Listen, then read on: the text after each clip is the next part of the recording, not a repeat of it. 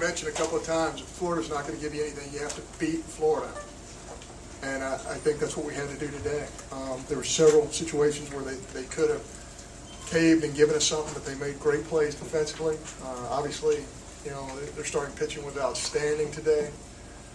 Mirande came in and did an unbelievable job for them. They didn't give us anything. We had to go out and get it, and our kids did.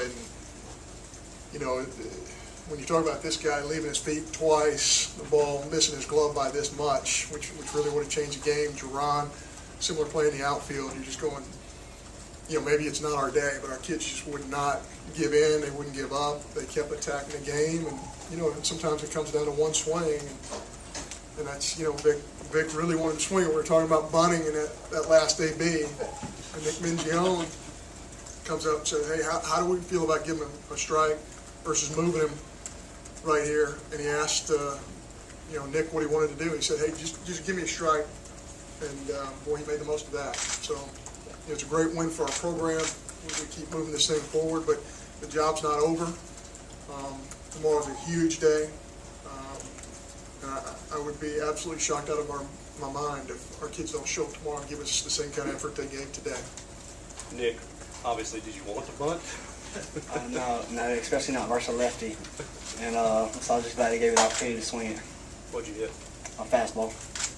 Nick, I saw you look into the dugout a long time, and then they made the pitching change. Did anything change in between what you were given at that point and then when they brought in the pitcher? Yeah, we had the bunt on with Mirande, and then that's when Coach Mingione came over there and asked, "What do you think about giving me a strike?" And so that's when we changed it up. Did you have to remind them of what you did to Florida back in the tournament? You hit one out. Well, I was actually off Mirande, so I remember I'm 0 for 2 with 2 strikeouts before today off Rodriguez. So I was just really focused and just trying to get a pitch up in the zone early in the count. Can you remember the last time you hit a walk-off home run on any level of baseball? I think it was with post 34 against the other Tuscaloosa team, and it was, I don't even know. Just for the record, I played on post 34 also. I want to make that known. Nick, so you were 16, 15, 17? I was 16. Nick, you said you were 0 for 2 against Rodriguez. You remember the last time you hit a walk-off. Do you know that when you go to the plate, or is that just somebody telling you that? No, I knew who he was, and I guess I faced him the first time at home on Sunday, and he struck me out. And he's got some great pitches, and he's a really good pitcher. So I really just want to be aggressive early in the count, and he struck me out again in the SEC tournament. Nick, just right before you, Parks getting on base, that had a hit all day.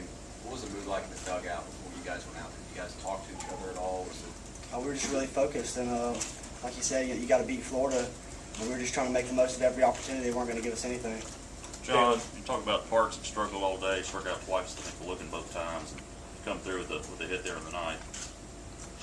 Yeah, he's going to give you everything he has. You just really get the feeling that he's going to put together a great AB there. You don't know he's going to get a hit, but you know he's going to do everything he can. In fact, I think earlier, a ball almost hit him, so he almost got on that way. But he's going to give you quality at bat. And I think as the game went on, Whitson was just dominant. I mean, you can ask these guys. I don't know if it's cutter, slider, or whatever, but it was missing on barrels, and we just couldn't create a rhythm against him. But they hung in there, kept fighting, and found a way. Caleb, you entered a game, the 4th inning there, probably the longest in the season here, against a very balanced order. Just what were you trying to accomplish?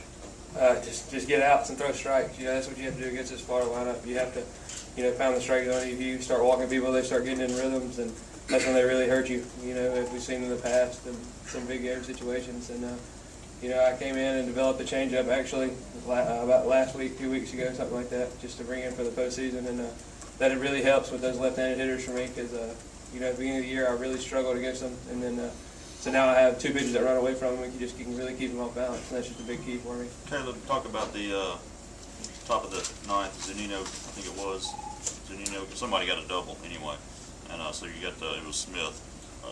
You got Zanino to ground out. I mean, what's going through your head when you got to get Well, we were down 3-2 at the time, and I knew that if I kept the game right there at 3-2, then I knew we had a chance, to come back in the bottom of the ninth. And of course, Nick made up for that, and we did. And that's just what me, Coach Thompson, and Coach Cohen all talked about. We just got to keep it right there, just keep us within striking distance, and that was the game plan all the way through. And defense played great behind me today. Biggie called pitches great behind the plate for me, and just great overall.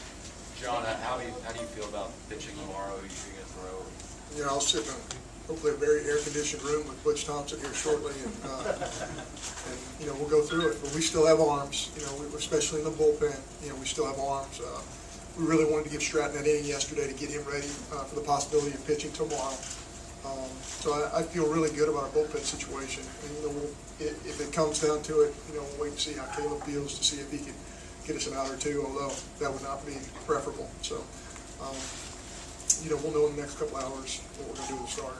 John, were you concerned at all early on that this game might in any way get away from you? 4 of the 5 extra base hits, 4 to have run balls that, you know, a little better timing, a little better judgment, you know, not trying to be disrespectful. They could have been outs. Then all of a sudden you're down 2-0, and just Yeah, that's, you know, it's certainly, you know, I've seen that Jerron Shepard make that play a million times, and he just didn't. You know, CT had some opportunities there that you know, you see him make that play a lot. You know, as a sophomore, he'll make that play, right? You know, it's you hear it's cliche to say it's a game of inches, but you know, these guys are big time runners in our outfield. If they're not getting the balls, you know, it's because they're well hit. But I like when the game's in our outfield because I feel like we're as athletic as any team in America with our 3 guys we put out there. John, do you kind of feel a little lucky? You know, you kind of rolled the dice today. You know, you go longer than normal with the closer, and then you take the bunt off, and you're a guy that believes in the bunt. I think if you're a coach in the Southeastern Conference, your whole life is rolling the dice.